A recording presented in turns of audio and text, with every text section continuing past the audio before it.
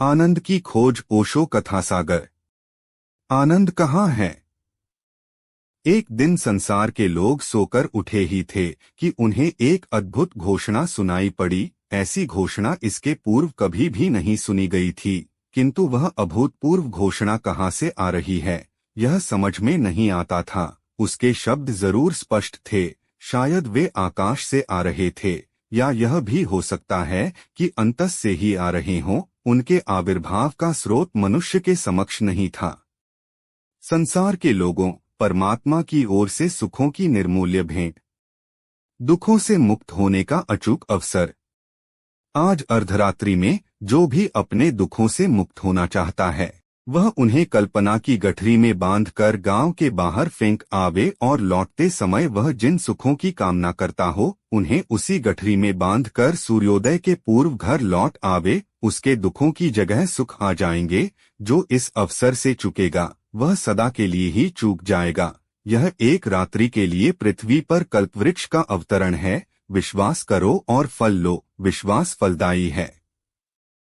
सूर्यास्त तक उस दिन यह घोषणा बार बार दोहराई गई थी। जैसे जैसे रात्रि करीब आने लगी, अविश्वासी भी विश्वासी होने लगे। कौन ऐसा मूढ़ था जो इस अवसर से चूकता?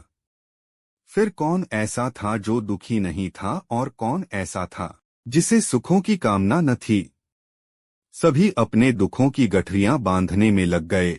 सभी को एक ही चिंता थी कि कहीं कोई दुख बांधने से छूट न जाए। आधी रात होते होते संसार के सभी घर खाली हो गए थे और असंख्य जन चींटियों की कतारों की भांति अपने अपने दुखों की गठरियां लिए गांव के बाहर जा रहे थे। उन्होंने दूर दूर जाकर अपने दुख फेंके कि कहीं वे पुनः न लौट आवें, और आधी रात बीतने पर वे सब पागलों की भांति जल्दी जल्दी सुखों को बांधने में लग गए। सभी जल्दी में थे कि कहीं सुबह न हो जाए और कोई सुख उनकी गठरी में अनबंधा न रह जाए। सुख तो है असंख्य और समय था कितना अल्प।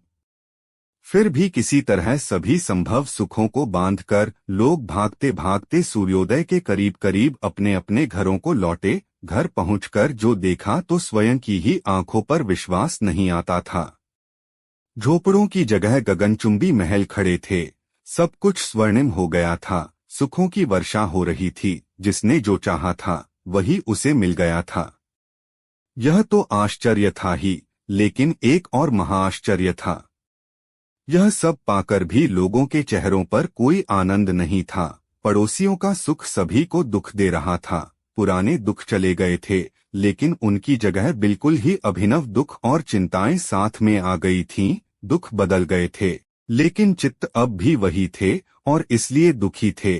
संसार नया हो गया था, लेकिन व्यक्ति तो वही थे और इसलिए वस्तुतः सब कुछ वही था।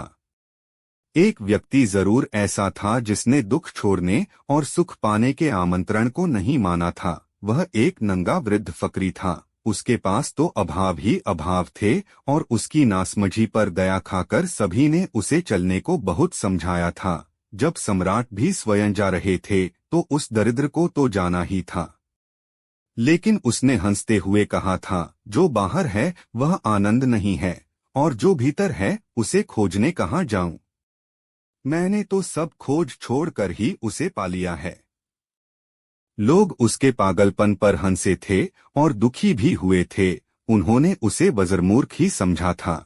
और जब उनके झोपड़े महल हो गए थे और मणिमाणिक्य कंकड़ पत्थरों की भांति उनके घरों के सामने पड़े थे, तब उन्होंने फिर उस फकीर को कहा था, क्या अब भी अपनी भूल समझ में नहीं आई? लेकिन फकीर फिर हंसा था और बोला था, मैं भी यही प्रश्न आप लोगों से पूछने की सोच रहा था।